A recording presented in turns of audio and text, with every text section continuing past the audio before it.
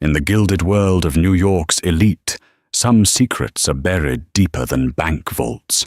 Catherine Sterling believed her life was an open book, a loving, if ambitious husband, a beautiful home, and a quiet passion for architectural history.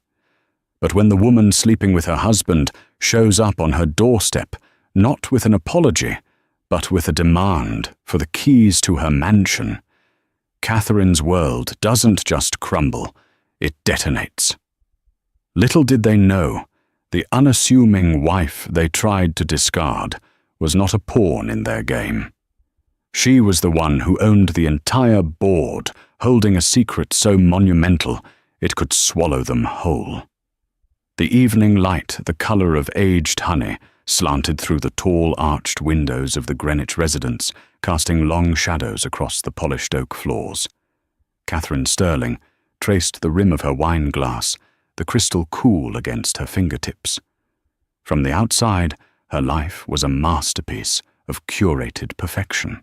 The house, a sprawling neo-Georgian affair she'd meticulously helped restore, was a testament to taste. Her husband, Richard Sterling, a charismatic and ruthlessly ambitious real estate developer, was a testament to success. Their social calendar was a constellation of galas, fundraisers, and exclusive dinners where names were dropped like anchors and fortunes were measured in generations. Tonight was no different. Richard was late, as he often was. Closing a deal. His text had read the words brisk and impersonal. Catherine had long ago stopped questioning the nature of these late-night closings. To question was to invite a cool, dismissive wave of his hand, a condescending smile that made her feel small provincial. She, with her quiet love for historical preservation and her preference for a book over a ballroom, was a quaint accessory to his life.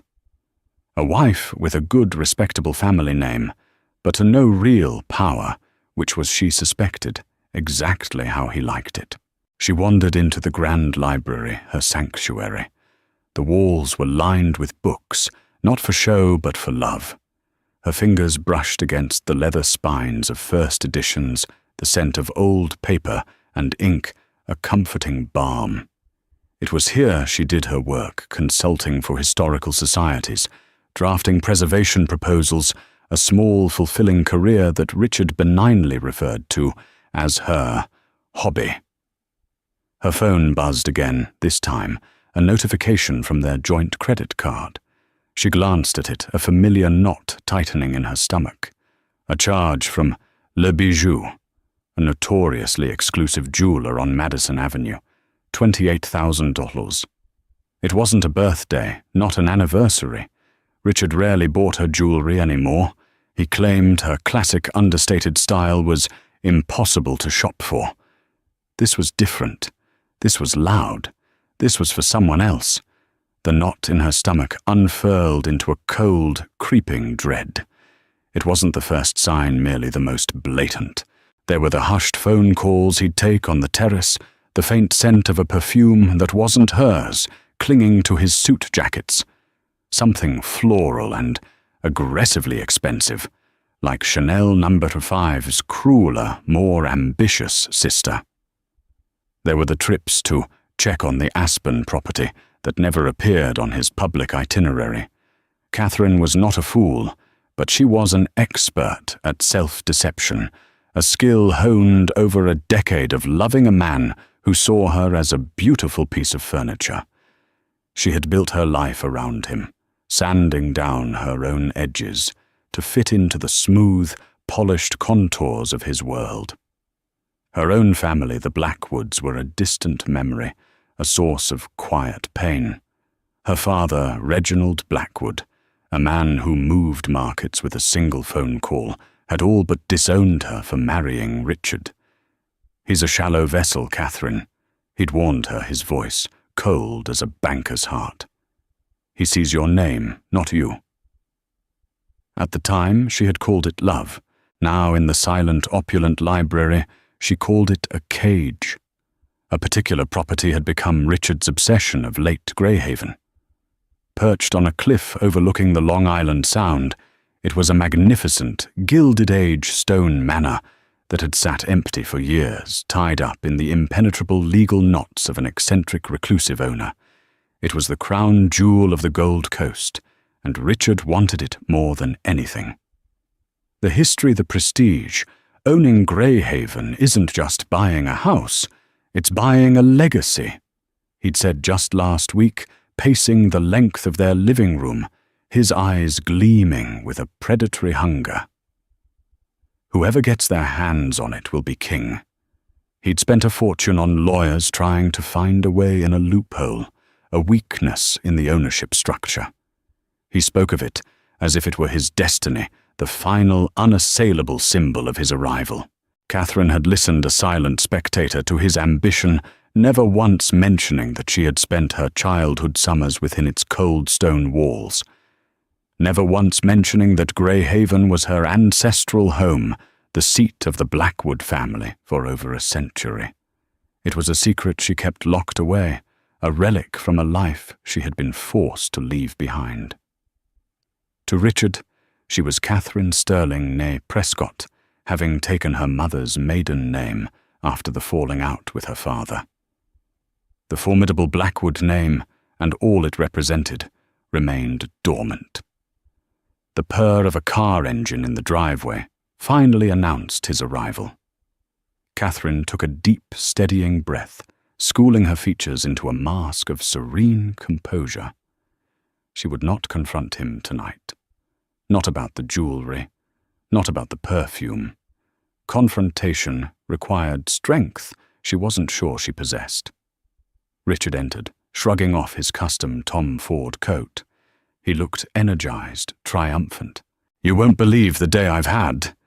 He began striding to the bar cart and pouring himself a generous measure of Macallan 25. He didn't kiss her or ask about her day. Something good, I hope, she asked, her voice even. "Good, Catherine, it's monumental." He swirled the amber liquid in his glass. "I found a way in. A contact, a whisper of a lead on Greyhaven. The old man who owns it is on his last legs, apparently. His estate is a mess. It's the opportunity of a lifetime." He looked at her, then truly looked at her, and his gaze was appraising as if measuring her reaction. "This is it. This is what we've been working towards. Imagine us there. The parties we'll throw, the sheer power of that address." With a word hung in the air, a hollow echo. She saw his vision clearly, him the lord of the manor, and a new lady on his arm. Someone more fitting, perhaps. Someone who wore 28 Tajuzursalla's necklaces without a second thought. The cold dread from earlier solidified into a certainty as hard and sharp as a diamond. The deal he was closing wasn't just for a house, it was for a new life, and she was the one loose end he had yet to tie up. The confrontation Catherine had been avoiding arrived on her doorstep 3 days later, not with a bang, but with the imperious chime of the doorbell. It was a crisp Tuesday morning. Richard had left early, claiming an urgent meeting with his financiers. Catherine was in the garden, tending to her heirloom roses, the simple, tangible act, a small rebellion against the artifice of her life. When she opened the door, she found a woman who seemed to have been sculpted from ambition and silicone. She was tall and slender, poured into a crimson dress that was both outrageously expensive and shockingly inappropriate for a weekday morning. Her blonde hair was a marvel of engineering, her makeup flawless, and around her neck, catching the morning sun with a blinding flash, was the diamond necklace from Le Bijou. Victoria Vance, the woman announced, her voice as sharp and clipped as her manicure. She didn't offer a hand, instead letting her eyes sweep over Catherine's simple linen dress and soil-smudged hands with thinly veiled contempt. "I'm here to see Richard." "He's not here," Catherine said, her own voice, a quiet surprise. It was steady, devoid of the tremor she felt in her core. She made no move to let the woman in. Victoria let out a short, dismissive laugh. "Oh, I know. He's at his lawyer's office, finalizing the paperwork. He sent me ahead. Do you know? Get the lay of the land." She made a grand gesture towards the foyer, as if she were already its mistress. He's so thoughtful. The audacity of it was breathtaking. This was Victoria. The name clicked into place from a whispered snippet of a phone call Catherine had overheard weeks ago. This was the Chanel No. 5, the Aspen trips. The reason Richard's eyes slid past her, as if she were made of glass. The lay of the land, Catherine repeated the words tasting like ash. "Don't play coy, darling, it's dreadfully boring." Victoria sighed, pushing past Catherine into the foyer. She ran a gloved hand over the Biedermeier console table. "It's a lovely house. A bit dated, of course. Too much dark wood. I'm thinking we'll paint everything white.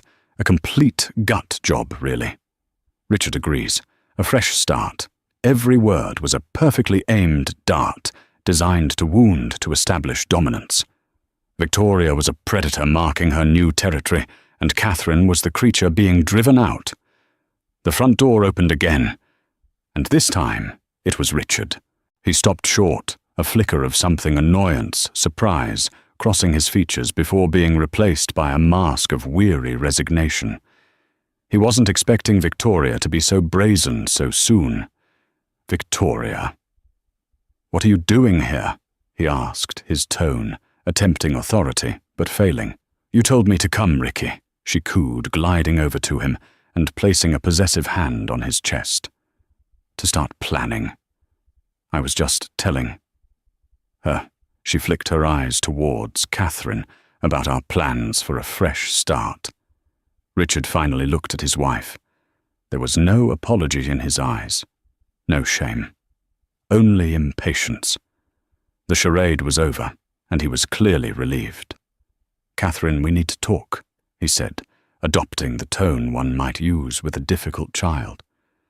"This isn't how I wanted this to happen, but it's for the best. Victoria and I, we're together. We have been for some time," I see Catherine said. The two words were all she could manage. Her mind was a whirlwind of betrayal and a strange, chilling clarity. This was real. This was happening. I'm filing for divorce. Richard continued gaining momentum now that the worst was out. "I've been more than generous. I'm prepared to offer you a very fair settlement. Enough to get you a nice little apartment somewhere. The Hamptons, maybe. You always liked it there." "He's giving you the beach cottage," Victoria added, as if this were a great act of charity. "Of course, this house," she gestured around the grand foyer again, "will be ours." Catherine stared at them, this monstrously confident pair who had already divided up her life, her home, her future, without consulting her. They saw her as a temporary inconvenience, a line item in their new budget. This house, Catherine finally found her voice, a thread of steel weaving through the shock. "This house is in my name, Richard. The deed is solely in my name." It was true. When they'd bought it, her father, in a rare moment of paternal concern, before the final estrangement had insisted, he had provided the down payment with the unshakable stipulation that the deed be held by Catherine alone. A firewall, he'd called it. Richard actually laughed, a short, condescending bark. "Oh, Catherine, darling, don't be naive. That won't stand up for a second.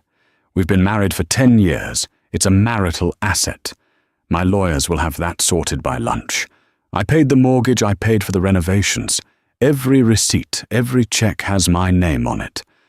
The house is mine. You were just holding it for me." Victoria smirked, a triumphant, venomous little smile. "He's right. You have no idea how these things work, do you? You've been living in his world on his money. The party's over. It's time for you to go. In fact, why don't you start packing? I'd like to have my decorators in by Monday. The sheer unadulterated cruelty of it finally broke through Catherine's shock, replacing it with a slow, burning rage. They weren't just ending a marriage. They were trying to erase her, to render her homeless and penniless a footnote in the story of their grand romance. They had fundamentally miscalculated. They had mistaken her quietness for weakness, her gentleness for stupidity. They had no idea who she was. "Get out," Catherine said, her voice low and dangerous. "I don't think so." Victoria shot back, crossing her arms. "This is my house now, or it will be in a few hours.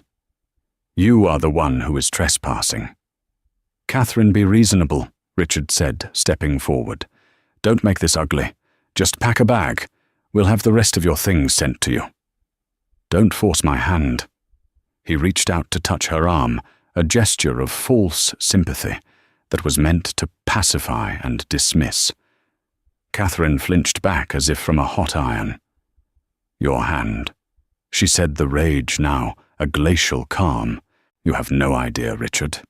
You have no idea what you've just done."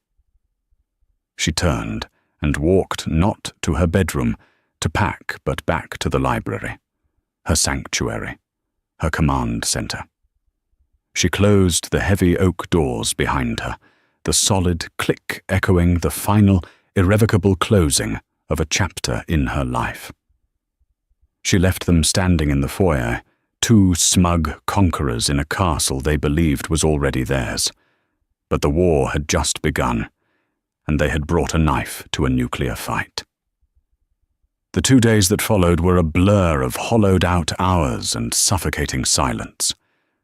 Catherine moved into the guest suite of her friend Naomi's Upper East Side apartment, a sterile, minimalist space that felt like an alien planet after the warmth and history of her own home.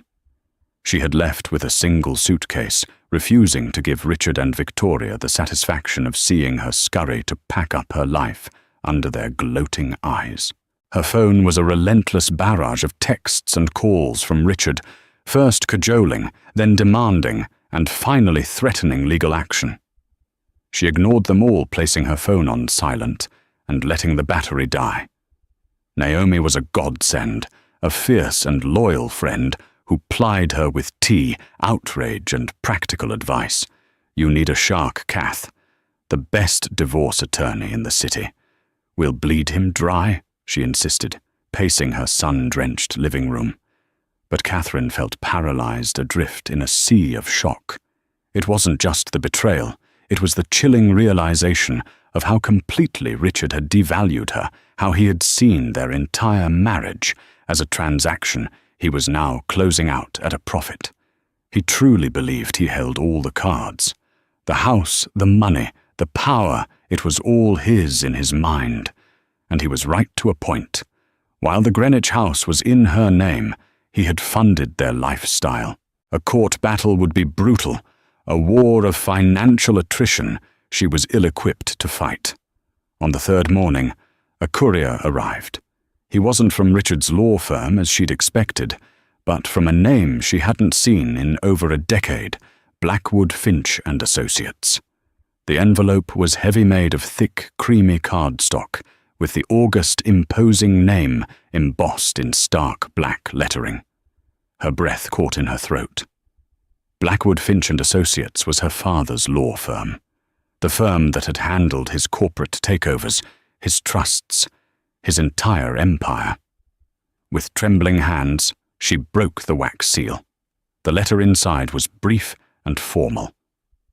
"Dear Ms. Sterling Prescott, this letter serves as a formal summons to our offices at your earliest possible convenience to discuss a matter of utmost urgency and importance pertaining to the estate of our client, Mr. Reginald Blackwood.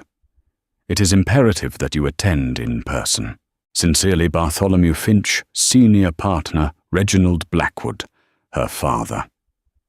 The letter was cold, impersonal, referring to him simply as our client. An estate. The word hung in the air, heavy with implication. She hadn't spoken to her father in 5 years, not since a disastrous Christmas encounter where he had referred to Richard as her temporary amusement. Their relationship had been a long, slow erosion, starting with her choice of husband and ending in a chasm of stubborn pride on both sides. She knew he had been unwell. Rumors of a failing heart had trickled through the grapevine of the city's elite, but she had never imagined this. "What is it?" Naomi asked, seeing the color drain from Catherine's face. Catherine handed her the letter. Naomi read it, her eyes widening. "Oh, honey, your dad." A complex cocktail of emotions churned within Catherine, a distant phantom grief for the father she once knew, guilt over their years of silence, and a sudden sharp anxiety. Why was she being summoned now? Had he written her out of his will completely, a final posthumous act of disapproval? Or was it something worse, a final debt she was expected to pay? The timing felt like a cruel joke from the universe, just as her husband was trying to financially obliterate her. Her estranged billionaire father's estate came calling. "I have to go," Catherine said, her voice barely a whisper. "Of course you do. I'll come with you," Naomi offered instantly. Catherine shook her head. "No. This is something I have to do alone." This was about the Blackwoods, a world of power and pain she had tried to escape by becoming a Sterling. A world that was now pulling her back. The offices of Blackwood Finch and Associates occupied the top 3 floors of a skyscraper overlooking Central Park, a world of hushed carpets, gleaming marble and air that smelled of old money and influence. She gave her name, Catherine Prescott, at the front desk. Using Sterling felt like a betrayal of herself now. The receptionist's polite smile didn't flicker, but Catherine saw a spark of recognition in her eyes. The prodigal daughter had returned. She was led not to a standard meeting room, but to a vast corner office. A wall of glass offered a godlike view of the city below. The man who rose to greet her was exactly as she remembered him from her childhood, Bartholomew Finch. He was ageless, with a mane of silver hair, a severe black suit, and eyes that seemed to see everything and reveal nothing. He had been her father's right hand, his confidant, his executor in all things. "Catherine," he said, his voice a dry rustle of old documents. "Thank you for coming so promptly. Please sit." He didn't offer condolences. Mr. Finch was not a man for sentimentalities. Business first, always. "I received your letter," she said, her hands clasped tightly in her lap. "It mentioned my father's estate." "Indeed." "Muster." Finch steepled his fingers, his gaze direct and unnervingly perceptive. "Reginald passed away peacefully in his sleep 4 days ago at his home in Geneva. The news has been kept private at his specific instruction until certain preliminary matters could be attended to. 4 days ago. The day before Victoria had arrived on her doorstep. The cosmic irony was so thick she could barely breathe. I'm sorry to hear that," she managed the words, feeling inadequate. He was a complicated man, Finch said, the closest he would ever come to an emotional observation. He was also meticulous. His final will and testament are exceptionally clear and detailed, which brings us to the reason you are here. He slid a thick, leather-bound portfolio across the vast mahogany desk. "We were in the process of contacting you when our private investigators, who have been keeping a discreet, watchful eye on your welfare at Reginald's behest for the last 10 years, alerted us to your recent change in domestic circumstances." Catherine froze. A watchful eye, her father had been having her followed. The indignation was immediately replaced by a strange, poignant warmth. He hadn't cut her off. He had been watching over her from a distance all this time. He was aware of Richard's activities, Finch said, his tone laced with distaste. Reginald's disapproval of the man was, it appears, well-founded. He paused, letting the weight of his words settle. "Catherine, your father was a proud man. Too proud. He deeply regretted the schism between you. He articulated this to me on many occasions. He respected your desire to build a life on your own terms, even if he disagreed with the cornerstone you chose for it. His final arrangements are a reflection of that regret and of his undiminished love for you." Mr. Finch opened the portfolio. "Let's get to the heart of the matter. Reginald's will names a single sole beneficiary for the entirety of his global estate." He looked at her, his stern expression softening for the first time. "Everything, Catherine. Blackwood Industries, the international property portfolio, the trusts, the art collection, the liquid assets. It all goes to you. You are, as of this moment, one of the wealthiest women in the world."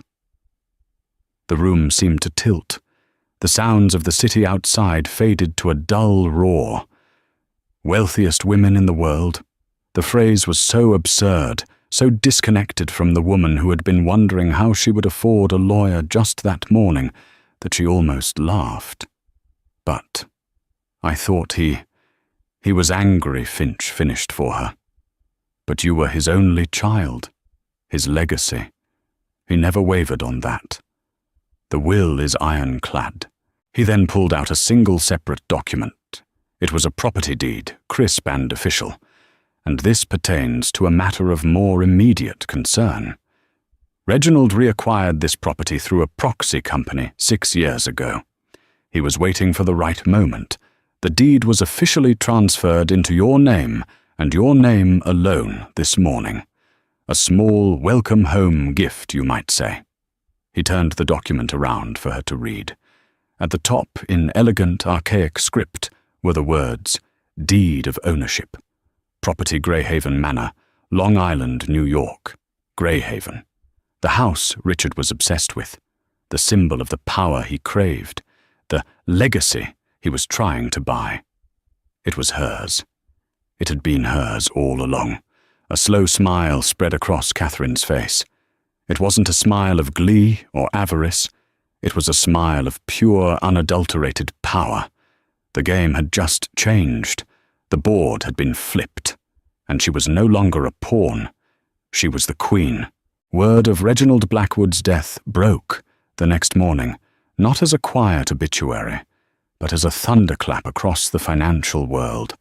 The Wall Street Journal, Bloomberg, Forbes, they all ran front-page stories on the passing of the titan, the corporate raider, the reclusive billionaire. Speculation about the future of his empire, Blackwood Industries, was rampant. Who would inherit, the articles named a few distant cousins, a charitable foundation, but everyone agreed the succession was a mystery. No one mentioned a daughter. Reginald had guarded his private life so fiercely that Catherine's existence was little more than a forgotten rumor. Richard, of course, would have seen the news. Catherine could picture him in his downtown office, reading the headlines, a flicker of opportunistic greed in his eyes. He would see it not as a tragedy, but as a tectonic shift in the landscape of power and money, a new opportunity to exploit. He would have no idea that the earthquake's epicenter was about to be in his own living room. Mr. Finch had scheduled the formal reading of the will for that afternoon. It was a formality, as he'd already explained everything to Catherine, but it was a necessary legal step. Just you and me, he'd assured her. But when Catherine arrived back at the hallowed offices of Blackwood, Finch and Associates, dressed not in her usual subdued linens, but in a sharp, dark grey Armani suit she had purchased that morning, she found they were not alone. Richard and Victoria were there. They were seated in the reception area, looking absurdly out of place. Richard, in his immaculate Xenia suit, was tense, his jaw tight. Victoria was fidgeting with the strap of her Hermes Birkin bag, her eyes darting around the room, a mixture of avarice and impatience on her face. She looked like a vulture who had heard a distant dinner bell. When they saw Catherine, their expressions morphed from surprise to outright contempt. "What are you doing here?" Richard demanded, standing up. "Following me, trying to cause a scene?" "Funny," Catherine replied, her voice cool and even. "I was about to ask you the same question." "Don't be ridiculous," Victoria scoffed, rising to stand beside Richard, a united front of delusion. Richard heard about a potential claim he might have. A business dealing with Blackwood years ago. A handshake deal that was never honored. With the old man gone, he's just here to see if he's entitled to what's owed. It was a lie, and a laughably transparent one. They were ambulance chasers of the highest order, hoping to find a forgotten crumb falling from the billionaire's table. The idea that Richard, a mid-level developer, had a handshake deal with a financial leviathan like Reginald Blackwood was ludicrous. Before Catherine could respond, Mr. Finch's office door opened. His severe gaze fell upon the uninvited guests. Mr. Sterling. "Ms. Vance," he said, his voice dripping with ice. "You are not on the appointment list. My client, Mr. Richard Sterling, believes he may be a creditor to the estate," a new voice said. A slick, oily-looking man in a suit that was just a little too shiny stepped forward. Richard's lawyer. Mr. Finch gave a sigh that was pure theatre, a weary exhalation that suggested he had seen this kind of petty avarice 1,000 times. "Very well. Since the sole beneficiary is present, perhaps we can expedite your inquiry. Please come in." He ushered them all into his office, directing Catherine to the plush leather chair opposite his desk, the seat of power. Richard, Victoria, and their lawyer were relegated to smaller, less comfortable chairs off to the side, like petitioners in a royal court. The power dynamic was unmistakable. Richard watched this arrangement with a frown, a seed of unease clearly planting itself in his mind. Now Mr. Finch began seating himself and placing the will on the desk between himself and Catherine. "You claim to be a creditor, Mr. Sterling. On what grounds? A development project." "The Hudson Yards." Richard began launching into a prepared speech. Reginald Blackwood expressed significant verbal interest in becoming a silent partner. Finch held up a hand, cutting him off mid-sentence. "Mr. Sterling, I have here a complete record of every financial and business dealing Mr. Blackwood has conducted for the past 40 years. Your name appears nowhere. Not once. There was no deal. You are wasting my time." Richard's face flushed a dull red. "Now see here."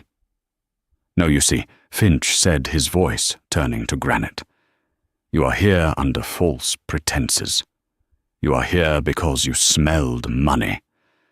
But you seem to be under a grave misapprehension about your position in this matter." He paused, letting the silence stretch. "The reading of the will is a private matter for the beneficiary only." Victoria, ever the aggressor, couldn't help herself. "Then why is she here?" She sneered, jabbing a finger toward Catherine. "Is she expecting a handout? Did her rich daddy finally decide to leave her? His pocket change?" Richard smirked. "Don't tell me he left you the china." "Is that it, Catherine? You get the family silverware." They were laughing, the two of them, a cruel, mocking duet. They were so utterly convinced of Catherine's powerlessness, of her insignificance, that they couldn't see the cliff edge they were gleefully dancing on. Catherine looked at Mr. Finch. He gave a subtle, almost imperceptible nod. It was time. She let their laughter die down, savoring the moment. Then she spoke, her voice, cutting through the silence, clear and precise. "He didn't leave me the silverware, Richard." She leaned forward slightly, her eyes locking onto his. "He left me everything." The silence that followed was absolute. Richard's smirk froze, then melted from his face, replaced by a slack-jawed incomprehension. Victoria's eyes widened, the derisive laughter dying in her throat. "What? What did you just say?" Richard stammered. Mr. Finch chose that moment to intercede, his voice booming with official authority. The last will and testament of Reginald Blackwood is quite clear. He bequeaths his entire estate without condition or exception to his sole and only issue, his daughter. He turned his head and looked directly at Catherine. Miss Catherine Blackwood Prescott. He deliberately used her birth name, a name Richard had never even heard. The impact was seismic. Blackwood Richard choked out the word, his face turning pale. Your father was Reginald Blackwood. Yes, Catherine said simply. Victoria looked as if she'd been struck by lightning. Her perfectly made-up face contorted in a mask of disbelief and horror. The dots were connecting in her mind with terrifying speed. The wife she had dismissed as a frumpy nobody, the woman she was trying to kick out of a modest mansion in Greenwich, was the heir to one of the largest fortunes on the planet. That's not possible, Victoria whispered, shaking her head. You're lying. I assure you, Miss Vance, my firm does not deal in fabrications, Mr. Finch stated coldly. The documents are all here, certified, notarized, and utterly unbreakable. Catherine Sterling, or rather, Ms. Prescott, is now the chairperson and majority shareholder of Blackwood Industries and the owner of all its assets. All of them. He slid the deed he had shown Catherine the day before to the center of the desk, its title in full view. Deed of ownership. Property, Greyhaven Manor. Richard's eyes fell upon the document, and a strangled sound escaped his lips. The house, the crown jewel, the legacy he had been so desperately chasing. It belonged to her. It had always been hers to inherit. His entire obsession was a fool's errand, a desperate attempt to buy his way into a kingdom that was her birthright. The realization hit him like a physical blow. He had not just cheated on his wife. He had betrayed, humiliated, and tried to discard a billionaire heiress. He had thrown away a winning lottery ticket in favor of a cheap counterfeit. The sheer magnitude of his stupidity, of his colossal life-altering miscalculation, was written in the dawning horror on his face.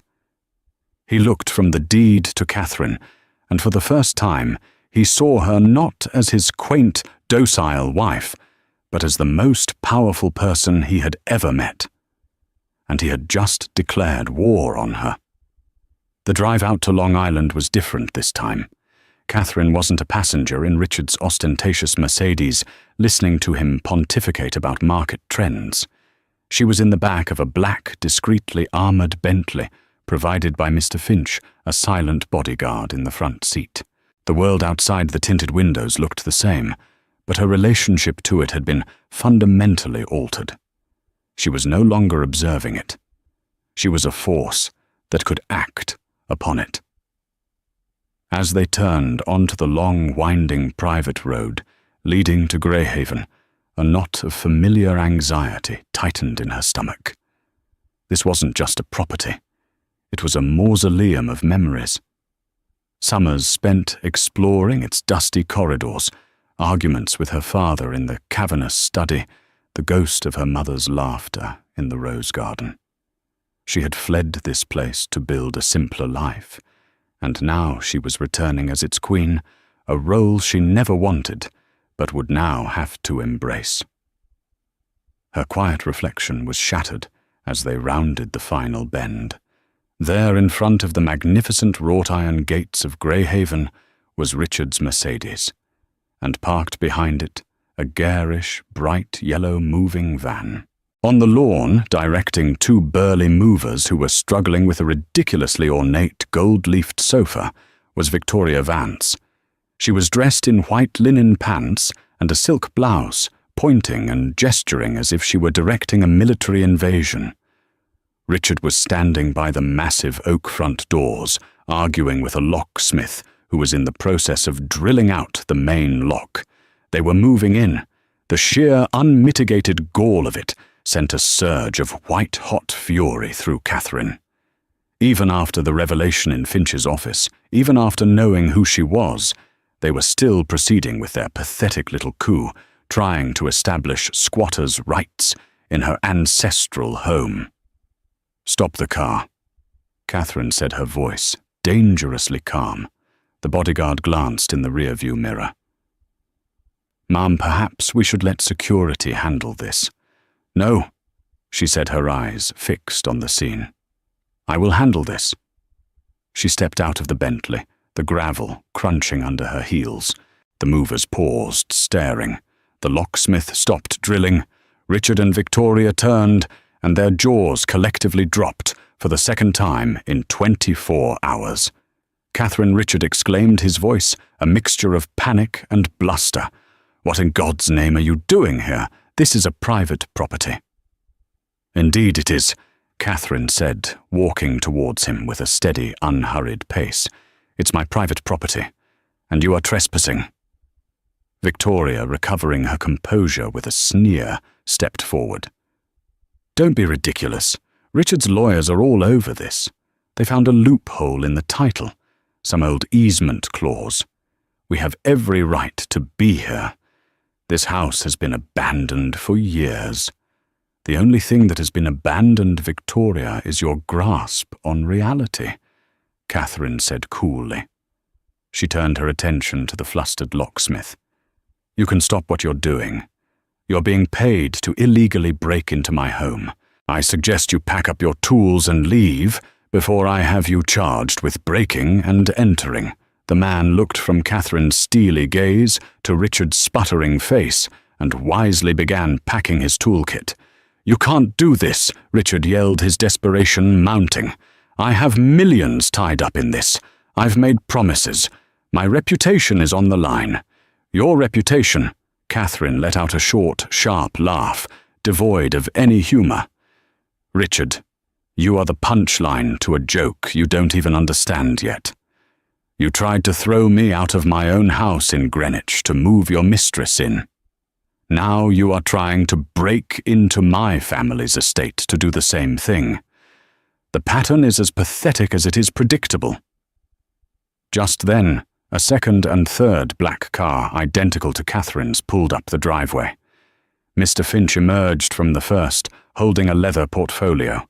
Two uniformed police officers and a stern-looking man in a suit, the head of Greyhaven's long-standing security detail, emerged from the second.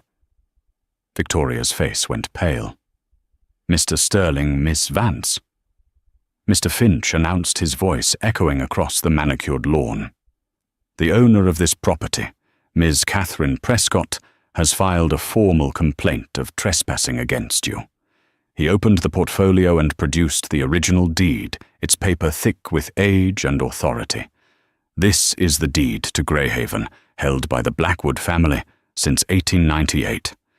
Here he produced the second newer document, is the current title registered with the state of New York, showing sole, unencumbered ownership by Ms. Prescott. You have absolutely no legal or moral right to be here." The police officers stepped forward, their presence radiating calm, non-negotiable authority. "So, ma'am, we're going to have to ask you to leave the premises immediately." Richard's face was a mess of impotent rage. He was a man who was used to bullying his way to victory, to buying or suing his way out of any problem. But he was facing a wall of power he couldn't breach. He had no leverage, no angle, no recourse.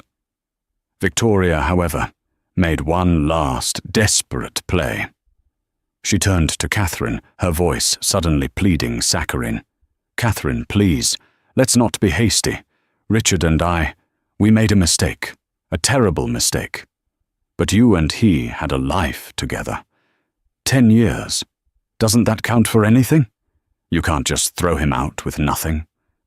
It was a pathetic appeal to a shared history that she herself had gleefully tried to incinerate.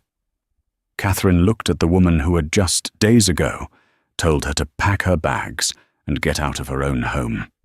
She saw no remorse, only the frantic calculations of a cornered animal.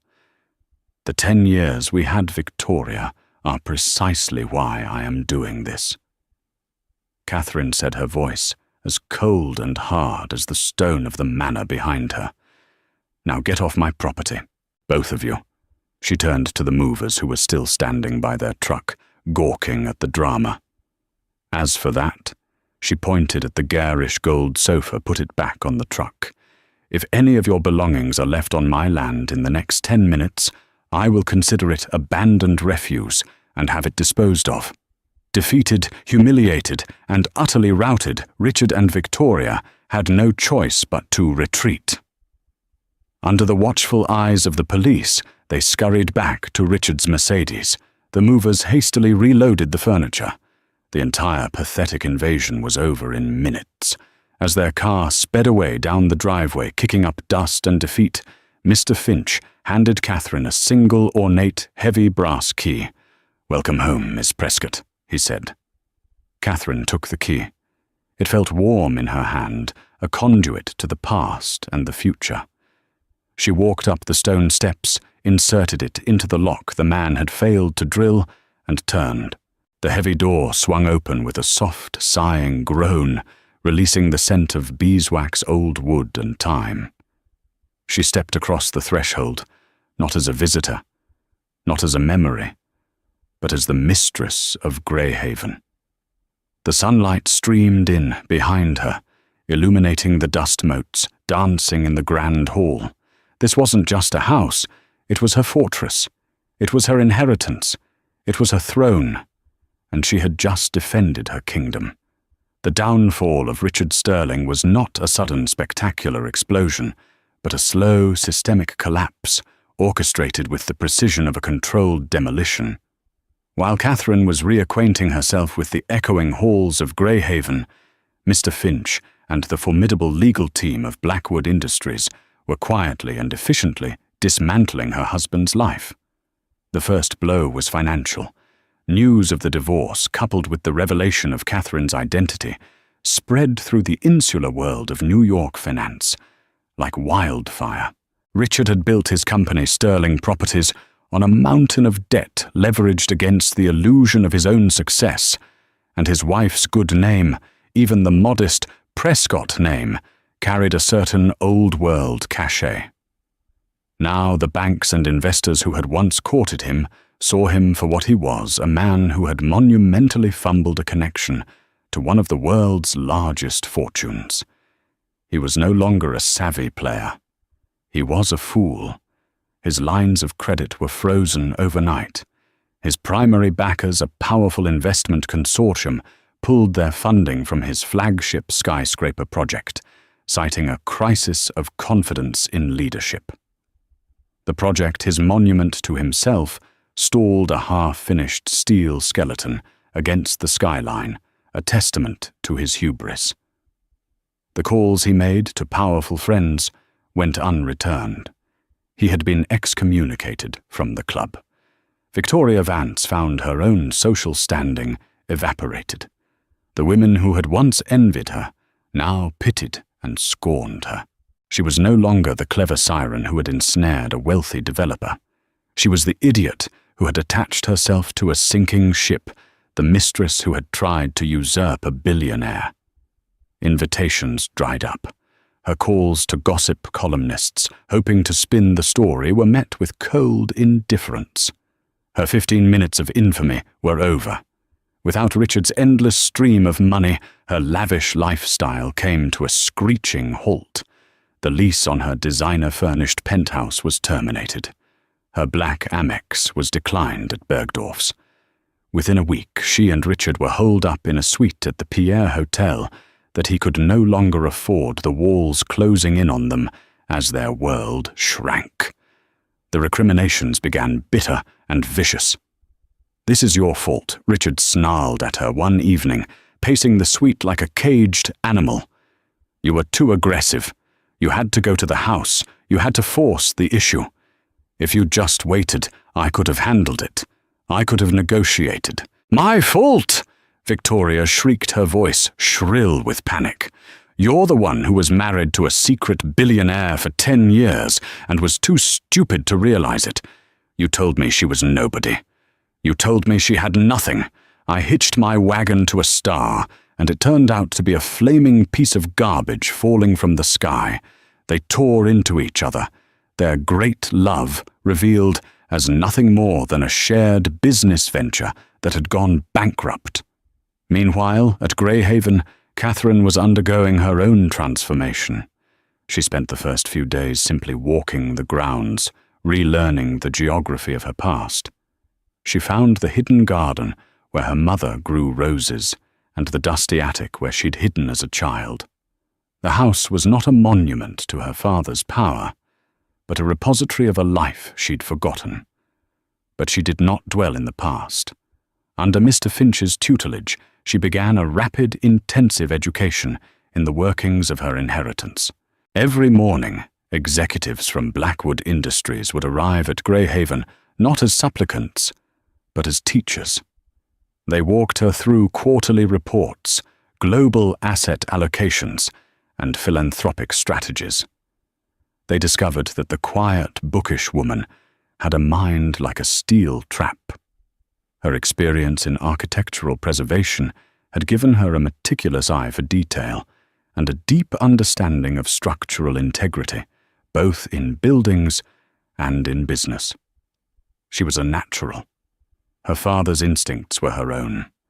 It was during a review of the real estate division's portfolio that she found the final key to Richard's ruin. She was examining a file on a series of shell corporations that Blackwood Industries had been monitoring for suspicious activity. The companies were buying up distressed commercial properties and flipping them at inflated prices using questionable appraisals. The lead company was a blandly named entity, Atlantic Trinity Holdings. The name meant nothing to her, but a subsidiary listed beneath it made her blood run cold. RS Development Group. "Mr. Finch," she said, her voice tight, "I need you to look into this." The investigation was swift and damning. Richard, in his arrogance, had been trying to defraud her own father. For the past 2 years, he had been using these shell companies to purchase properties that Blackwood Industries was also targeting, artificially inflating their value through straw buyers, and then attempting to sell them to Blackwood's real estate division at a massive profit. He was using inside information, likely leaked from a low-level employee, to cheat the very empire his wife was destined to inherit. He had been trying to steal from her family right under her nose. It was more than just infidelity. It was a profound, calculated betrayal that targeted the core of her legacy. It was an act of corporate espionage that carried with it the potential for serious prison time. Mr. Finch presented the findings to her in the Greyhaven Library, the same room where her father had once planned his corporate conquests. The evidence was irrefutable: bank transfers, encrypted emails, forged documents. The district attorney's office would be very interested in this. Finch said, his tone grim. Wire fraud, conspiracy, insider trading. It would be a lengthy prison sentence. Catherine looked out the window at the churning grey waters of the Sound. She had the power to utterly destroy him, to see him stripped of his freedom, as well as his fortune. A part of her, the wounded, betrayed part, craved that biblical justice. But then she thought of the man so full of bluster and false confidence, reduced to a cowering inmate in a prison jumpsuit. She thought of the past 10 years. She had loved him once, or at least she had loved the man she thought he was. Obliterating him felt like a waste of her newfound energy. She was a builder, not a demolisher. "No," she said finally, turning back to Finch. "No prison." Finch raised an eyebrow. "I want to use this," she said, tapping the file. "Not as a sword, but as a shield. And as a lever." She laid out her plan. It was not merciful. It was in its own way far more cruel and fitting than a jail cell. She would not allow him the dignity of being a corporate martyr. She would ensure he was simply erased. The final meeting took place not in a courtroom or a lawyer's office, but in the sterile, neutral territory of a conference room at a downtown hotel. Catherine chose the venue specifically. It was a place of transience, of temporary arrangements, perfectly reflecting what Richard's life had become. He arrived alone. Victoria was gone, having decamped with what little jewelry she had left, vanishing back into the ether from which she had come. Richard looked haggard.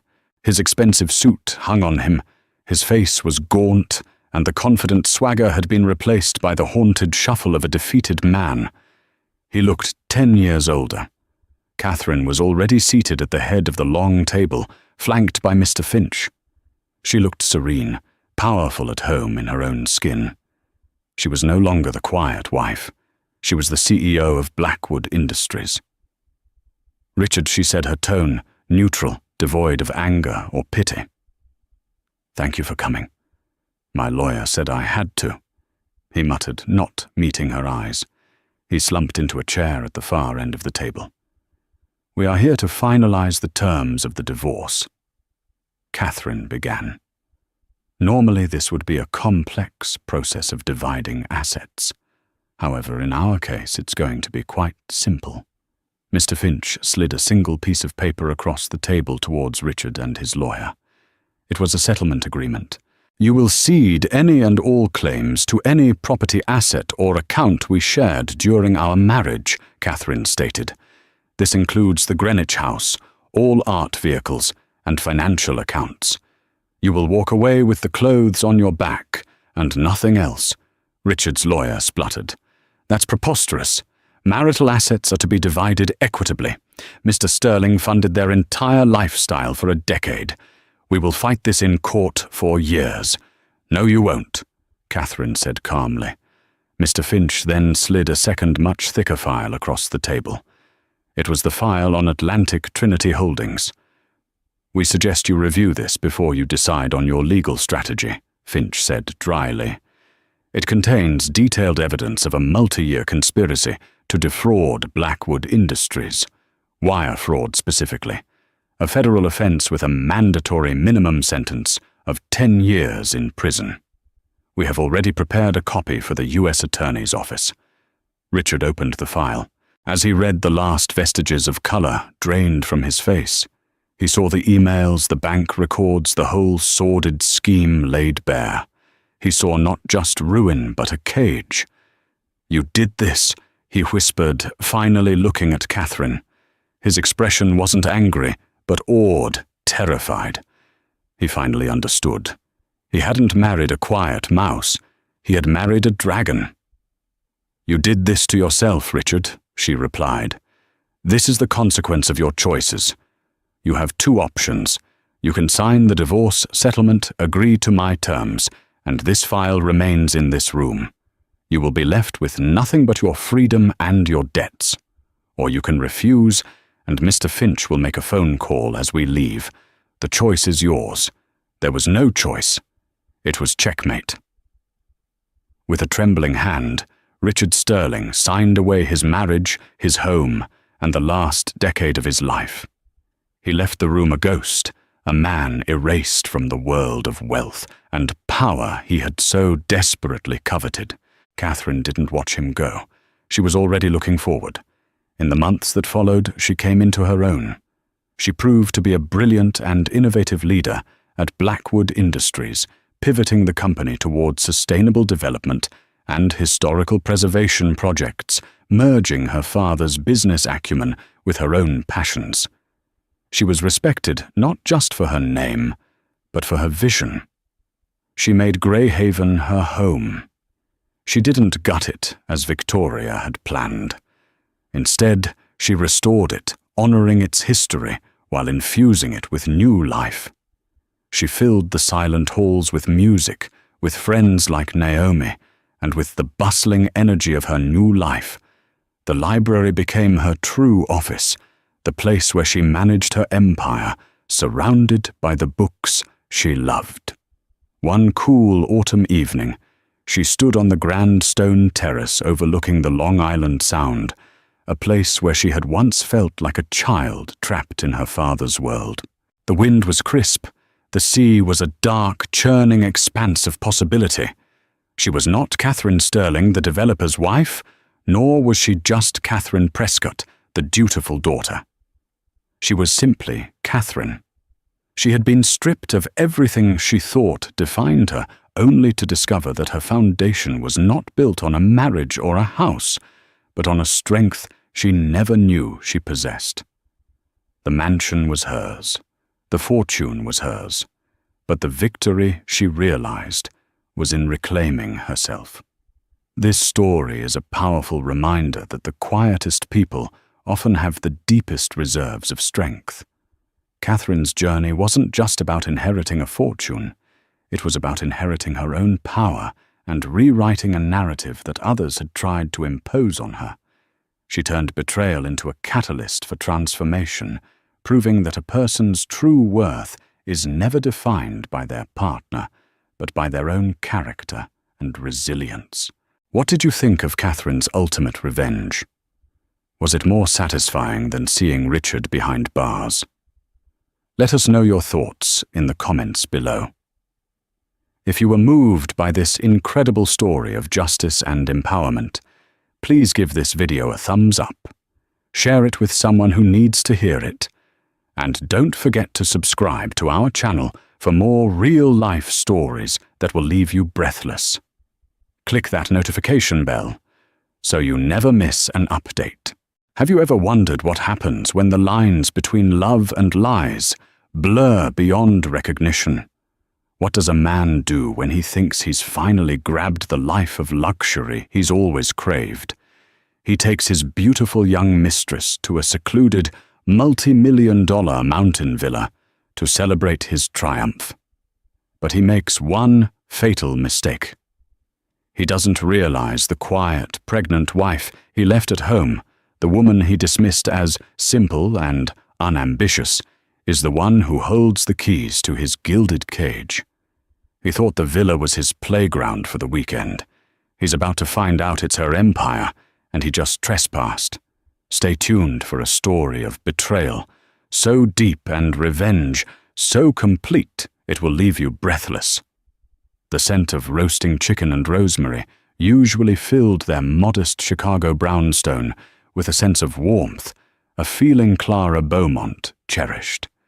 It was the aroma of stability, of a life built on simple, shared joys. At 7 months pregnant, these small comforts were her anchor in a sea of physical and emotional change. She hummed softly, placing a hand on the gentle swell of her belly, where her son was restlessly kicking as she waited for her husband, Liam Sterling, to come home. Liam entered not with a kiss, but with the sigh of a man carrying the weight of the world, a sound Clara had come to know intimately. He loosened his Brioni tie, the one she'd saved for months to buy him for their 2nd anniversary, and tossed his leather briefcase onto a chair with a thud that seemed to echo his perpetual discontent. "Tough day?" Clara asked, her voice soft. "The usual," he mumbled, running a hand through his perfectly coiffed hair. Henderson closed the Kensington deal, got himself a 7-figure commission and a corner office. He's taking his wife to Monaco to celebrate. Monaco. He said the word as if it tasted like ash in his mouth. Liam was a senior analyst at a prestigious investment firm, Sterling & Fitch, but his ambition far outstripped his position.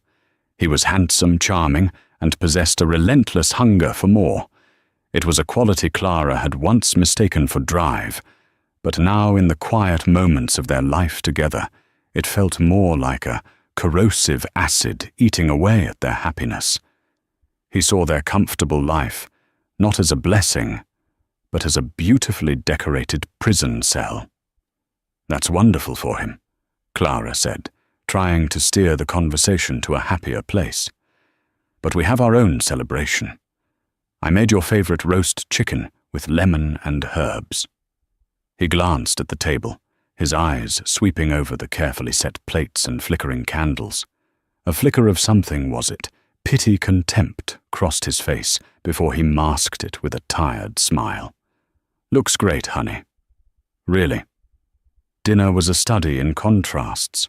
Clara spoke animatedly about her day volunteering at the City Literacy Foundation, her face glowing as she described helping a young girl finally read a full chapter book. Liam stared past her, his gaze distant, his fork pushing vegetables around his plate. He was physically present, but his mind was elsewhere, likely in a penthouse apartment overlooking Central Park or on the deck of a yacht in the Mediterranean. "I was looking at cribs today," Clara ventured, hoping to draw him in. "There's a beautiful oak one from Restoration Hardware, baby and child, I fell in love with." Liam's focus snapped back to her. "Restoration Hardware, Clara. Do you have any idea how much that costs? We have a baby on the way. We need to be practical. I saw a perfectly good one at Pottery Barn Kids for half the price." "It was just to look, Liam," she said gently, the familiar sting of his financial reprimands making her heart ache. "I just want the best for him." "We all want the best," he countered his voice, taking on a lecturing tone. "But the best has to be earned. It doesn't just fall into your lap. We're not your parents living off a comfortable pension with no real ambition." The jab at her parents, a retired history professor and a librarian, was unfair and deliberate. They were kind, loving people who had instilled in Clara a love for knowledge and a belief that a person's worth wasn't measured by their bank account. It was a lesson Liam had never managed to learn. To him, her contentment was a character flaw. Later that night, as Clara lay in bed, she felt the chasm between them should growing wider. Liam was on his laptop, the glow of the screen illuminating the tense set of his jaw. He wasn't working. He was scrolling through the website of a bespoke tailor, a watch forum discussing the merits of a Patek Philippe versus an Audemars Piguet, and a real estate site showcasing sprawling mountain estates. He was window shopping for a life he believed he deserved, a life he was convinced she was holding him back from. The lie she was living felt heavier than ever. The secret she carried was a burden she had chosen to bear out of love, a test she had set for the world.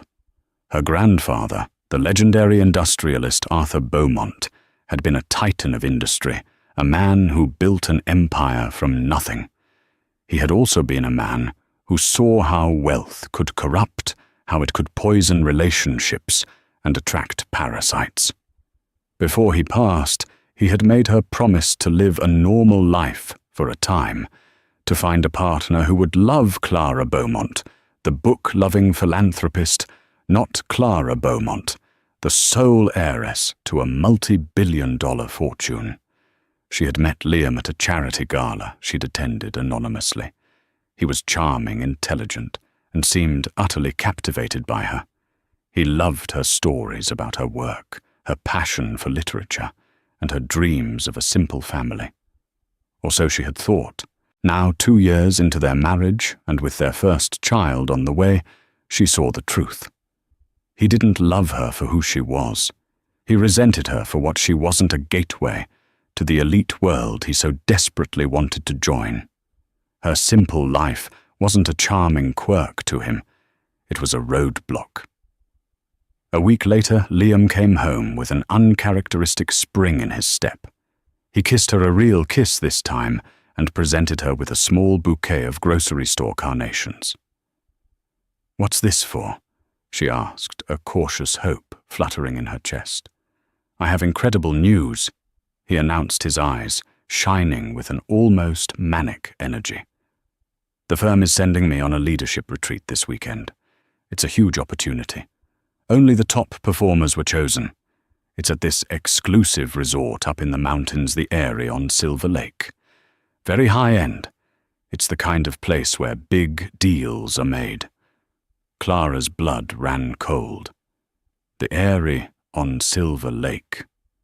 It wasn't a resort. It was a 15,000-square-foot glass and cedar masterpiece of architecture, a fortress of solitude and luxury perched on a mountain she owned. It was her grandfather's final project, his personal sanctuary, and now it was hers. It was the most private and valuable of all the Beaumont properties, its existence known only to a handful of people.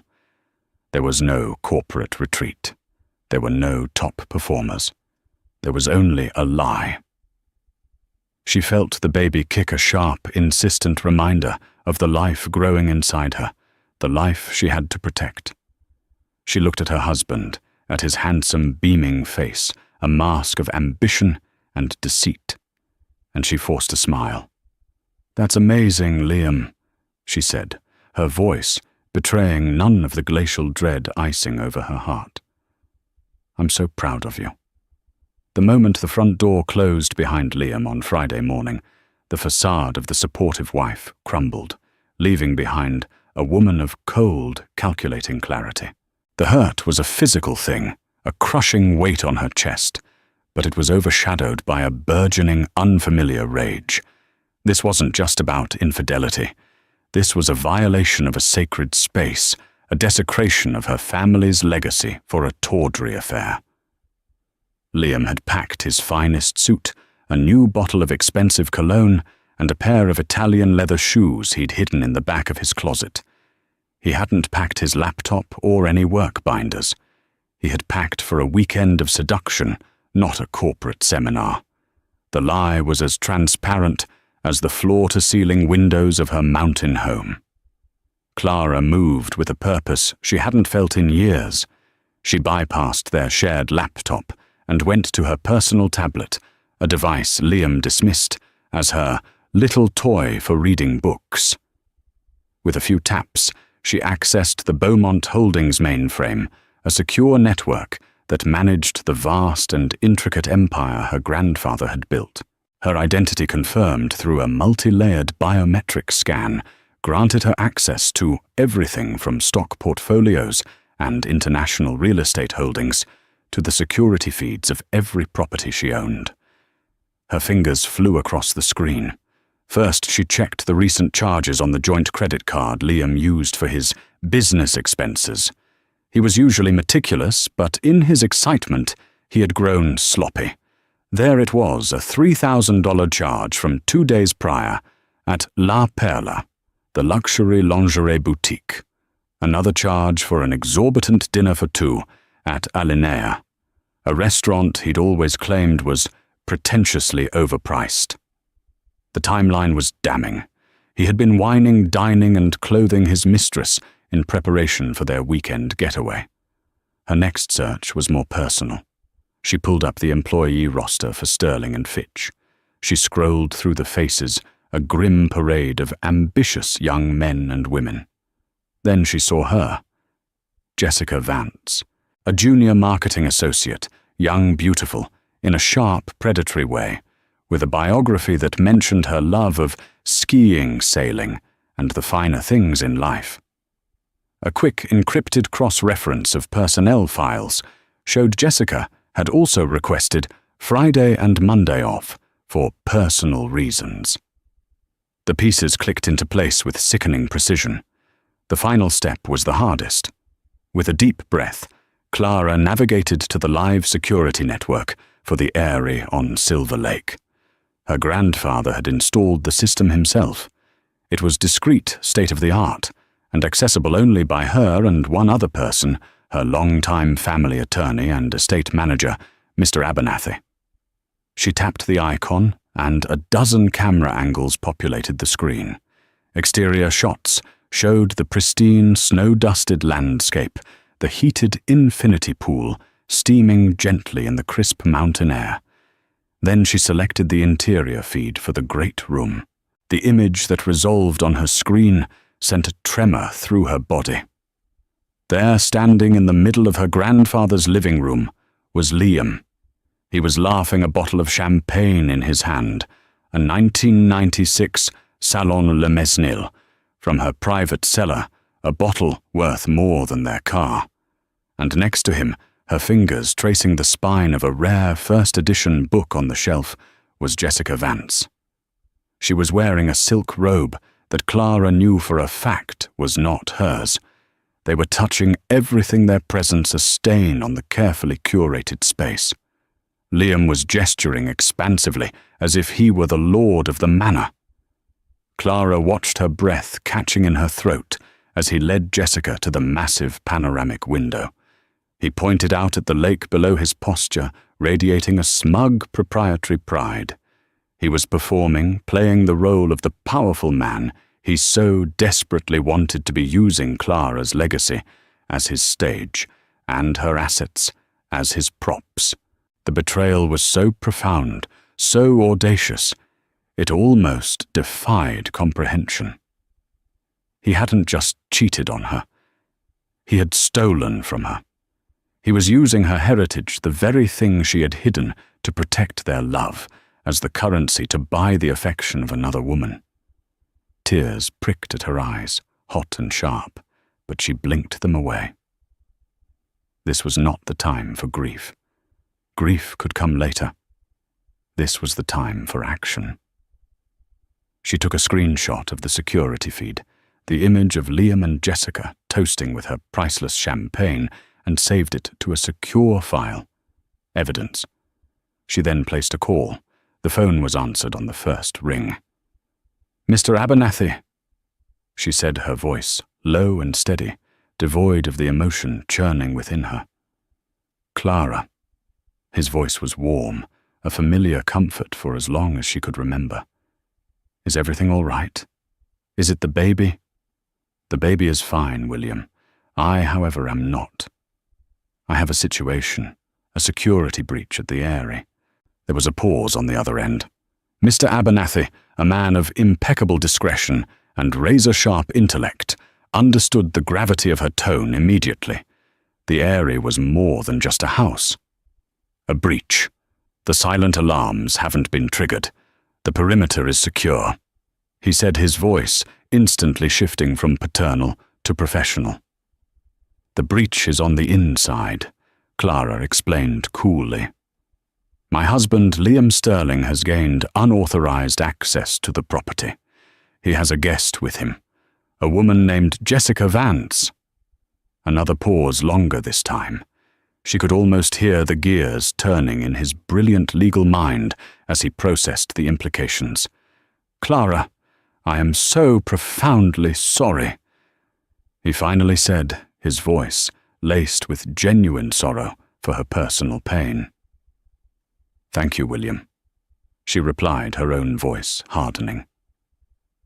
"But I am not calling for sympathy. I'm calling for a solution. I need you to assemble a team. I want our best security personnel and a local sheriff on standby. Have them meet me at the access road gate tomorrow at 2 p.m. sharp. I want a locksmith and a digital forensics expert ready to sweep the premises. And please draft the necessary legal documents. All of them. All of them," he confirmed, knowing exactly what she meant. "Divorce filings, a petition to nullify their prenuptial agreement on grounds of fraud and infidelity, legal notices to every financial institution they shared, freezing all joint assets." "Every last one," she confirmed. "He thinks he's entered the world of the elite. I'm going to show him the exit. Consider it done, Clara. We will be ready. What is your plan?" Clara looked at the screen, at the man she once loved, and the woman who was a stranger, both of them laughing in her home, oblivious to the storm that was about to break over their heads. "I'm going to pay them a visit," she said, a sliver of ice in her voice. "It's time the lady of the house made an appearance." The drive from Chicago to the secluded mountains of Silver Lake was a 5-hour journey through the heart of the country, a transition from bustling urbanity to serene, imposing nature. For Clara, it was a pilgrimage from one life to another. She wasn't driving her sensible hybrid sedan.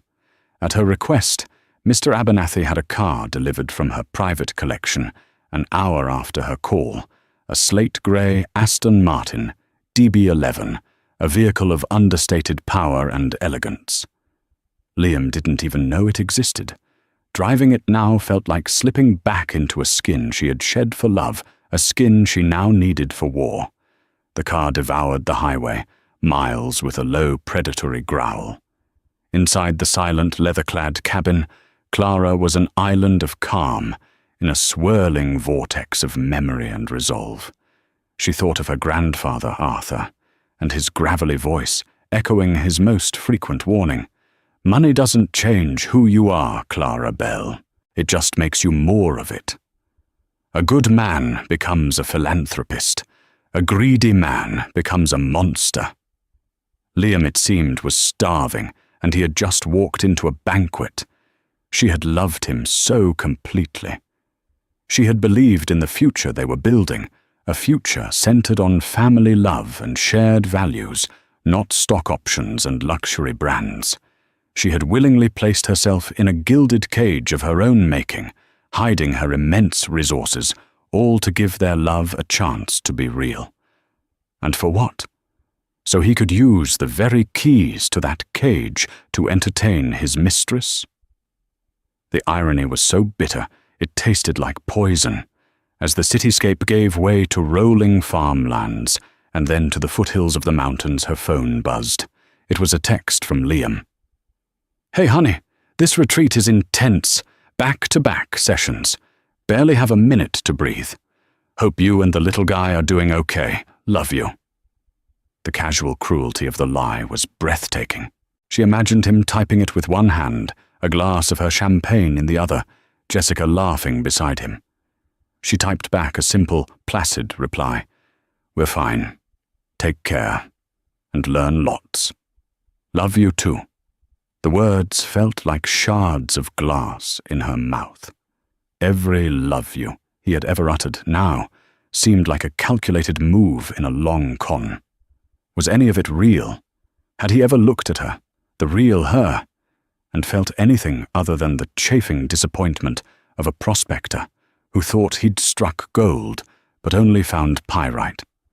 The road began to climb, winding through dense forests of pine and aspen. This was Beaumont land, miles and miles of it, purchased by her grandfather decades ago to preserve its natural beauty. The air grew thinner, crisper. The world fell away, replaced by a majestic silence, broken only by the hum of the Aston Martin's engine. An hour later, she reached the first checkpoint, a discreet unmarked gate on a private access road. As promised, 2 black SUVs were waiting. Mr. Abernathy stepped out of the lead vehicle as she pulled up. He was a tall, impeccably dressed man in his late 60s, his silver hair neatly combed and his expression a perfect blend of professional composure and personal concern. "Clara," he said, opening her car door. "Are you sure about this? I can handle it. You don't need to put yourself through this." "I need to do this myself, William," she said, her voice firm as she stepped out of the car. Her pregnancy was prominent now, and she placed a protective hand on her belly. "I need to see his face. I need him to understand." He nodded, his eyes filled with a sad understanding. "Very well. The sheriff is with my security chief in the second vehicle. They are under instructions to act only on your direct command. We have a communications jammer active. No one on the property can make or receive calls until we deactivate it. We are in complete control." "Excellent. Let's go," she said. The small convoy proceeded up the winding 3-mile-long driveway. The area was designed for ultimate privacy and security. As they rounded the final turn, the house came into view, and even now its beauty took her breath away. It wasn't a gaudy mansion, but a work of art built of natural stone cedar and vast panes of glass that seemed to merge the structure with the mountainside itself. It was a place of peace, of quiet contemplation, a place Liam and his guest had turned into a cheap motel. They parked out of sight of the main windows. Mr. Abernathy handed her a small, elegant keycard.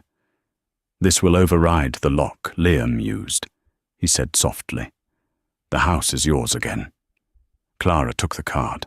Its cool metallic weight felt like a scepter in her hand. The security team, 2 large, stone-faced men in dark suits, flanked Mr. Abernathy, while the sheriff remained by the vehicles, a silent official presence. "Wait here," Clara instructed them, her voice barely a whisper. "Give me 5 minutes alone with them.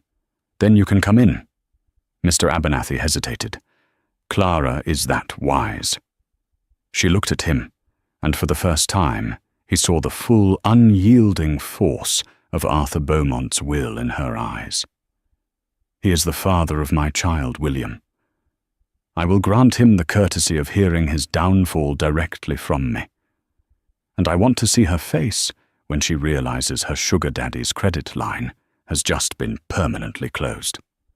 With that, she turned and walked toward the massive cedar door of her house, her steps steady and sure. The pregnant, unassuming wife was gone. In her place stood Clara Beaumont, the billionaire owner, arriving to evict the squatters. The sound of obnoxious, bass-heavy pop music pulsed through the thick cedar door, a profane heartbeat in a house built for silence and symphony. Clara's hand did not tremble as she raised the keycard. The electronic lock chirped a soft, melodic tone, the owner's access chime, and the heavy door swung inward with a silent, hydraulic hiss. The scene before her was even more vulgar than the security feed had suggested. Liam and Jessica were dancing, if it could be called that, in the center of the great room. Liam, his tie undone and shirt unbuttoned halfway down his chest, was swaying awkwardly, a half-empty bottle of Macallan 25 from her father's private collection dangling from his fingers. Jessica, clad in a ridiculously small bikini and one of Clara's cashmere throws, was laughing a shrill, unpleasant sound that scraped against the room's perfect acoustics. Empty glasses, a plate of half-eaten imported cheeses, and an overturned bowl of olives littered the surface of a priceless George Nakashima coffee table. They hadn't heard her enter. Clara stood there for a long moment, a silent spectre in the doorway, letting the tableau of their cheap desecration burn itself into her memory. This was the fire that would fuel her resolve. She cleared her throat. It was not a loud sound, but in the sudden absence of music, she'd disabled the Sonos system from her phone. The moment she was inside, it cracked through the room like a bullwhip. They froze. Liam turned first, a drunken, lopsided grin on his face, ready to greet what he probably assumed was a housekeeper he hadn't been told about. The grin vaporized when he saw her. His face drained of all color, leaving a pasty, slack-jawed mask of pure shock.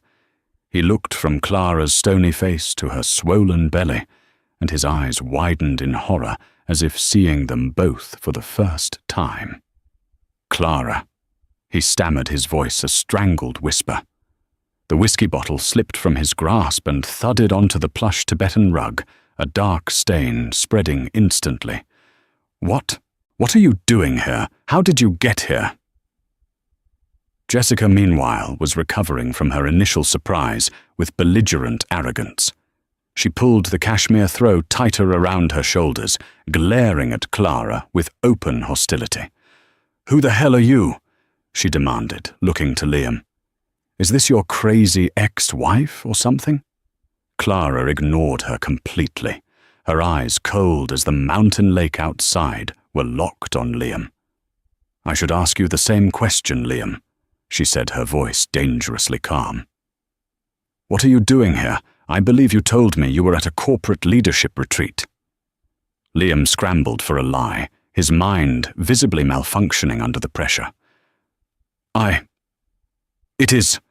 This is the CEO's private lodge. He lent it to me. To us. To the team for the weekend. A reward. I was going to tell you." The lie was so pathetic, so transparently desperate, that Clara almost laughed. Instead, she took a slow, deliberate step into the room, her gaze sweeping over the mess, the empty bottles, the woman in her bikini. "The CEO's lodge," she repeated, her voice dripping with mock curiosity. "That's fascinating. I wasn't aware that Robert Henderson, the CEO of Sterling and Fitch, had any relationship with my grandfather Arthur Beaumont, especially since my grandfather passed away 5 years ago after personally overseeing every last detail of the construction of this house, his house, and now my house. The words hung in the air, each one a hammer blow against the glass walls of Liam's deception. Jessica's smug expression dissolved into a mask of confusion. She looked from Clara to Liam, her eyes narrowing. "What is she talking about? Liam, your boss's house." Liam was shaking his head, sweat beading on his forehead. "She's lying. She's delirious. The pregnancy." Clara finally turned her gaze to Jessica, a look of profound pity and dismissal in her eyes.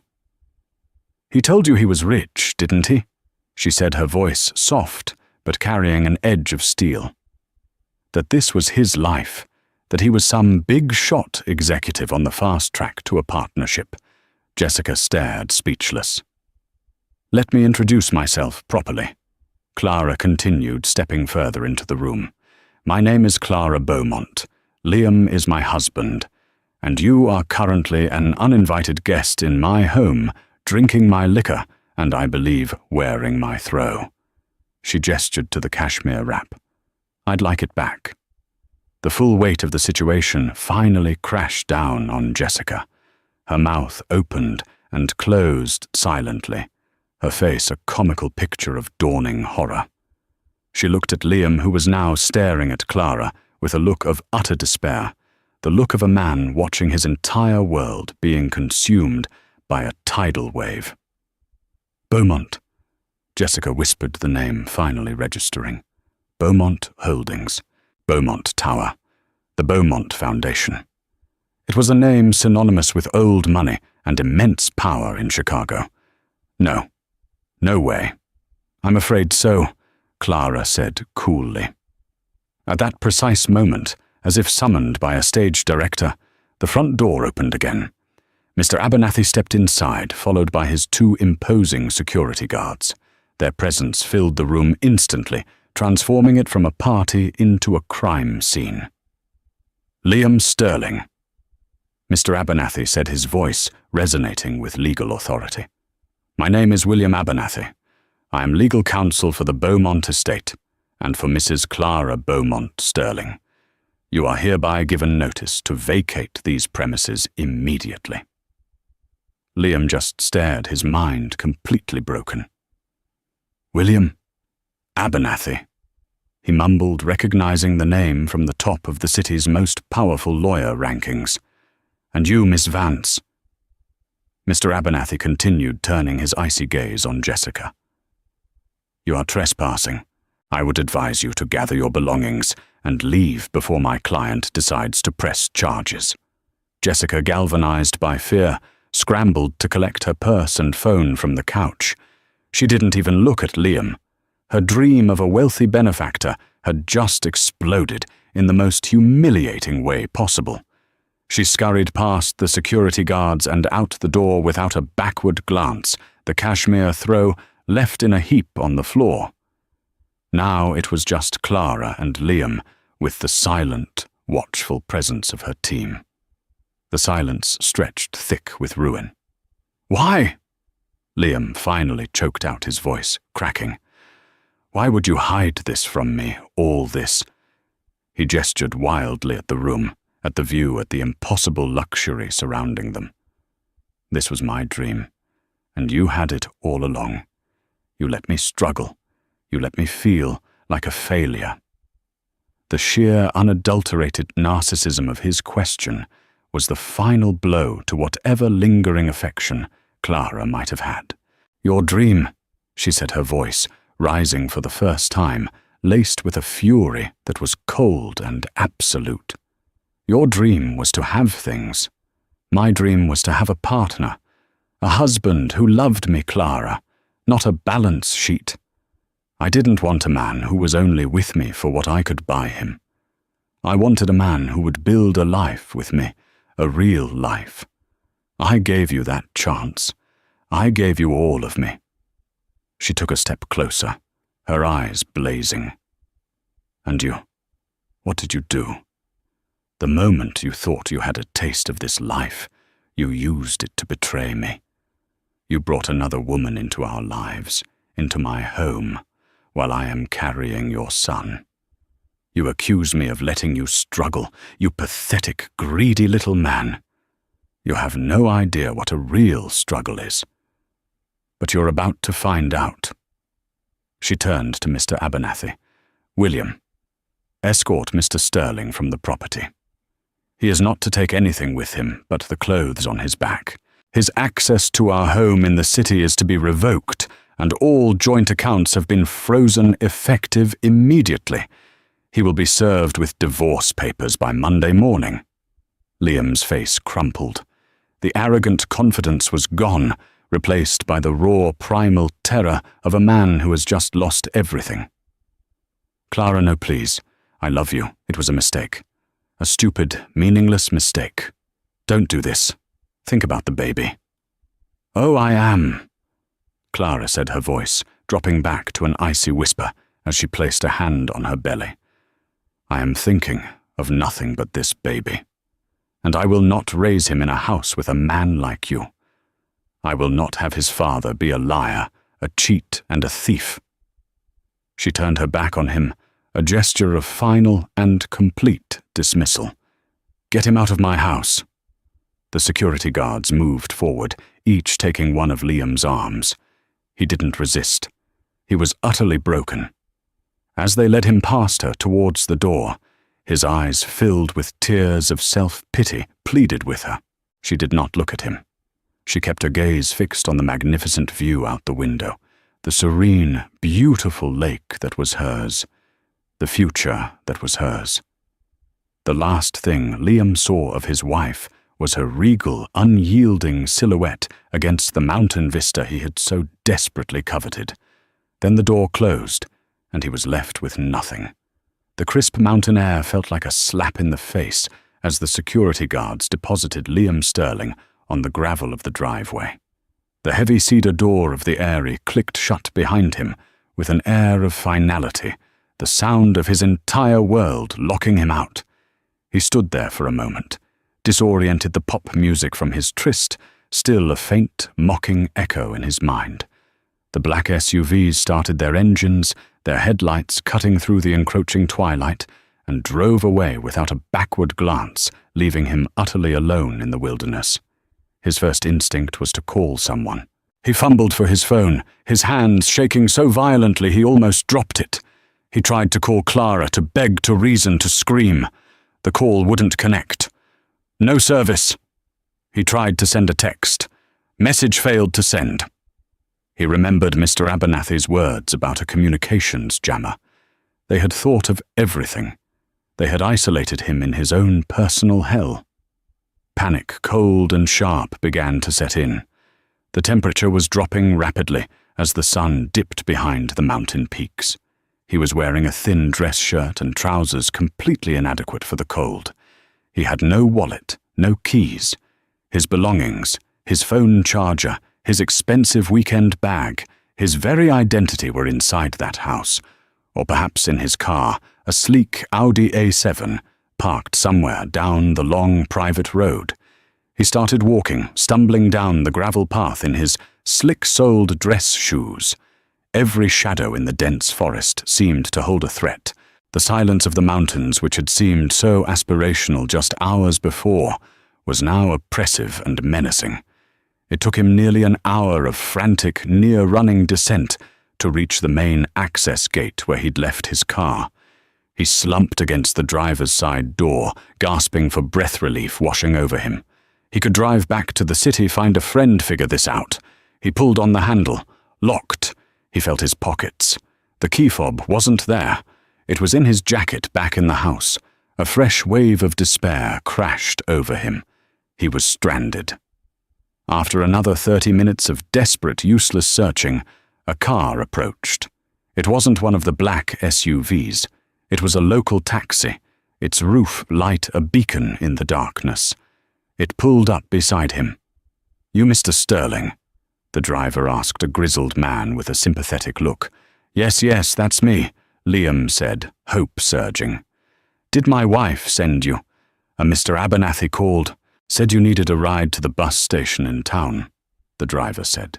He gestured to a small envelope on the passenger seat. He prepaid the fare and left this for you. The bus station. Not a ride back to the city. The bus station. The humiliation was a physical blow. Liam snatched the envelope. Inside was $500 in cash and a single starkly printed note, a severance. Do not attempt to contact my client again. All future correspondence will be through legal counsel. The 2-hour bus ride back to Chicago was a blur of fluorescent lights, the smell of disinfectant, and the hollow-eyed stares of his fellow passengers. He was one of them now.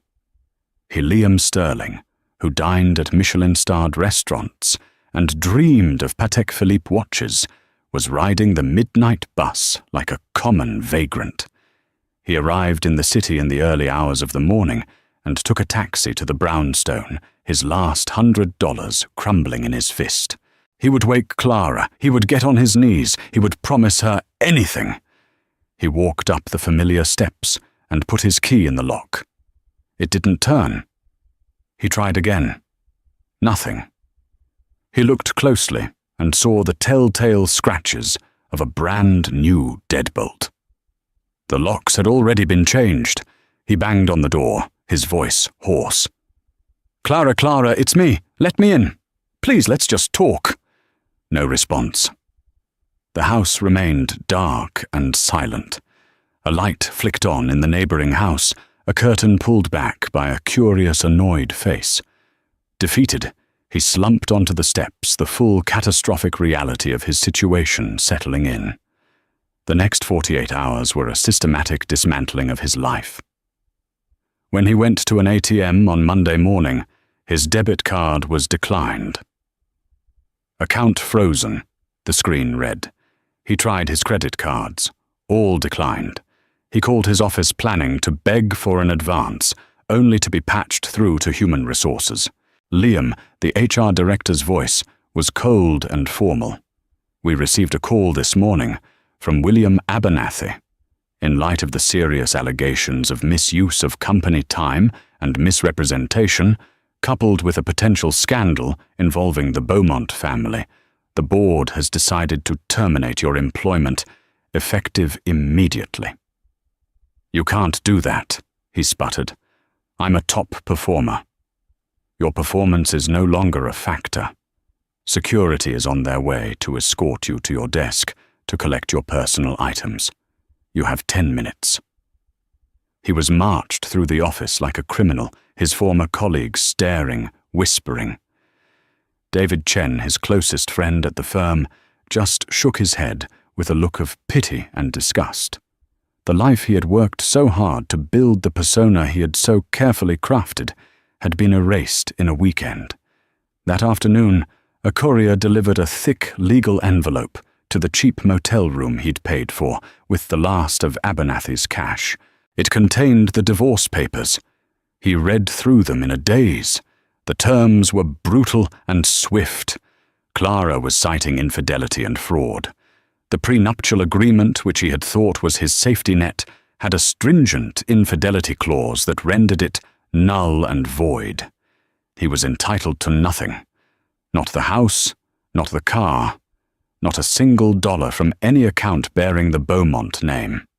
The papers also included a restraining order forbidding him from coming within 500 feet of Clara, her residence, or her place of work. A separate page detailed his potential criminal liability for trespassing and grand larceny for the items he had consumed and used at the Eyrie, including the vintage whiskey and champagne valued at over $20,000. The document made it clear that Clara would consider pressing charges if he contested the divorce in any way. It was checkmate.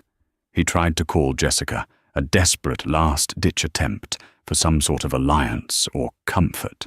Her number was disconnected. She had vanished a ghost who had wisely fled the scene of the crime. He was completely, irrevocably alone, a king dethroned from a castle that had never been his left, with nothing but the crushing weight of his own greed. While Liam's world was imploding, Clara was methodically rebuilding hers. She remained at the Eyrie for a week, not as a refugee hiding from her pain, but as a sovereign reclaiming her territory. The mountain air, clean and sharp, seemed to clear the fog of betrayal from her mind. The house, once tainted by Liam's presence, was cleansed. She had professionals come in to change the sheets, shampoo the rugs, and replace every bottle of alcohol he had touched. She reclaimed the space piece by piece. She spent her days in quiet reflection. She walked the wooded trails her grandfather had carved, swam in the heated pool under a vast, starry sky, and sat for hours in the library, surrounded by the books that had been her truest friends. The grief was there, a deep, resonant ache for the man she thought she had married, and the future she thought they would share. She allowed herself to feel it, to cry for the loss of her innocence, and the love she had so freely given. But her tears were not for Liam, as he was, but for the illusion he had shattered. Mr. Abernathy flew in to join her midweek, bringing with him a mountain of paperwork. They sat in the great room, the George Nakashima table, now pristine, and planned the future. The divorce is straightforward, he explained, his tone gentle but businesslike. He has no grounds to contest it without incriminating himself further. His legal counsel, a public defender, I imagine will advise him to sign everything and walk away. Good, Clara said, her voice steady. I want a clean break, for my son's sake. About that, Mr. Abernathy continued, sliding another file across the table. I've taken the liberty of drafting the paperwork to have your son's last name legally declared as Beaumont. You can of course add Sterling as a middle name if you wish, but no. Clara interrupted her decision, instant and absolute. He will be a Beaumont. He will be raised with the values of that name: integrity, philanthropy, strength. He will have no association with the name of a man who betrayed his mother. Her resolve impressed even Abernathy, who had known her since she was a child. He saw the fire of her grandfather in her, a strength she had kept hidden, but was now embracing. And what about the foundation? He asked. The board has been asking when you might consider taking a more active role. Your grandfather always intended for you to take his seat as chairperson. Clara had been content to work quietly in the background, managing a small literacy program, leaving the high-level corporate maneuvering to the board her grandfather had appointed. It was part of her normal life. But that life was over. Hiding her power had not protected her. It had only made her a target for a predator. Schedule a full board meeting for next month, she said, a new authority in her voice. It's time I took my seat at the head of the table. I have some ideas for a new initiative I want to launch, a program providing housing and educational grants for single mothers. I think I've just found my inspiration. The days at the Eyrie were not just about legal strategy. They were about healing. She spoke to her parents, telling them a sanitized but truthful version of events. They were heartbroken for her, but their unconditional love and support were a balm on her wounded spirit. They promised to come and stay with her as soon as she returned to the city. On her last day at the mountain house, Clara stood on the balcony overlooking the lake. The sun was rising, painting the sky in hues of pink and gold. She placed both hands on her belly, feeling the strong, steady movements of her son within. He was her future. He was her legacy.